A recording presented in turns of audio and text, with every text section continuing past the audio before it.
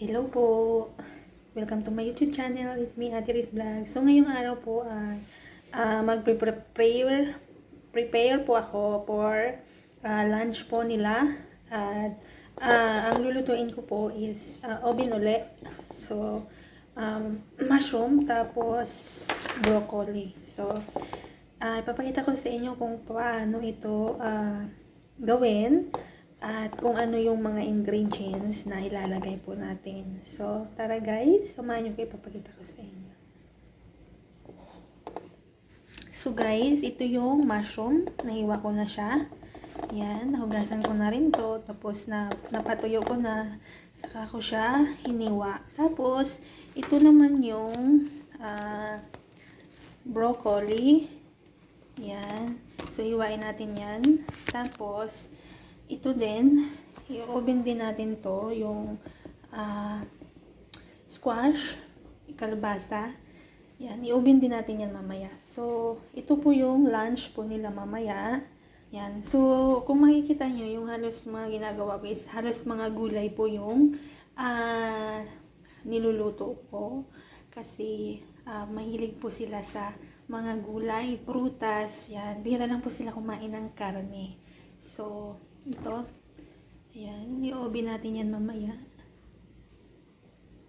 So, ito. Niready ko na itong tray na gagamitin ko. So, dalawang tray po ito. Tapos, lalagyan po natin siya ng ito. Cooking and baking paper. So, lalagyan po natin itong tray na to ng baking paper. Yan. Tapos, ito po yung ginagamit ko ulit, yung olive oil. Hindi po sila gumagamit ng yung kagaya po sa atin ng mga mantika. Ito po is talagang branded oil po sa kanila to. So, social, no? Sa atin kasi, mga simple lang yung mga mantika na ginagamit natin. Siyempre, iba sa kanila eh. Tapos, ito din, yan. Tapos, asin. Yan. So, ito lang po yung mga ingredients na lagi kong ginagamit or pinapagamit sa akin. Wala na pong iba. Yan.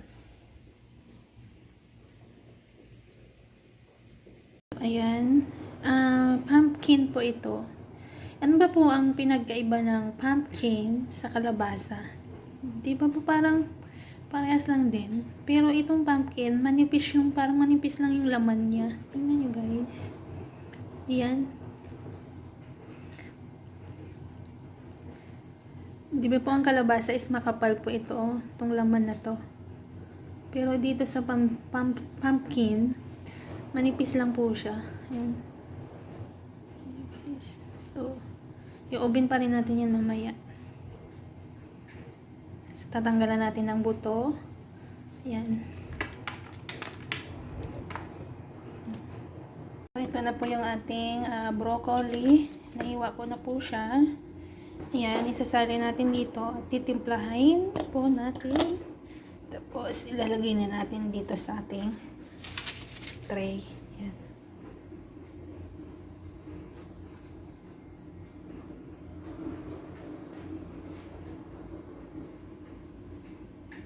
Yun po yung mushroom. Naligay ko na siya sa oven. Ayan. Mushroom po yan. So, ayan, natimplahan ko na po siya.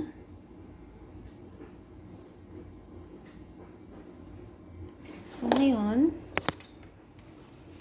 ilalagay naman natin siya dito sa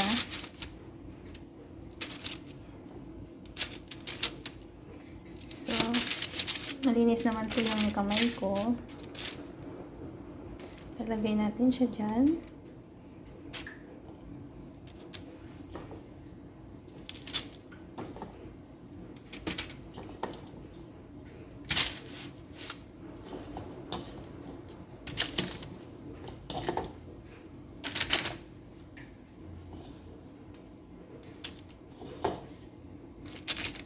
Ayan po yung ating broccoli. Ayan na po siya.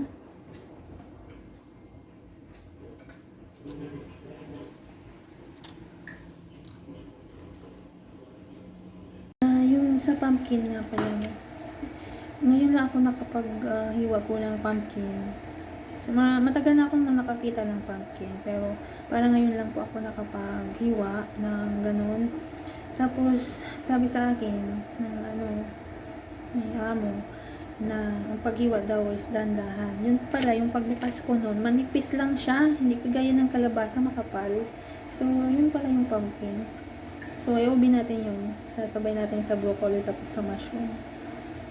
Ayan. Pero parang squash lang din siya, parang kalabasa nga, di ba? Parang ganun. Ngayon lang pa ako nakapagluto. So, yun lang. Ito na siya guys, yung pumpkin. Yan, nilagyan na natin siya ng ingredients. Lalagay na natin sa oven. So, titingnan natin yan mamaya kung anong lasa. Pero parang feeling ko parang kalabasa din.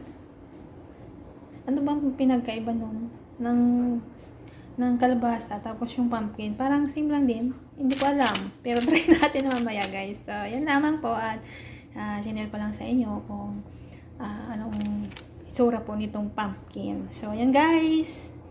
Bye!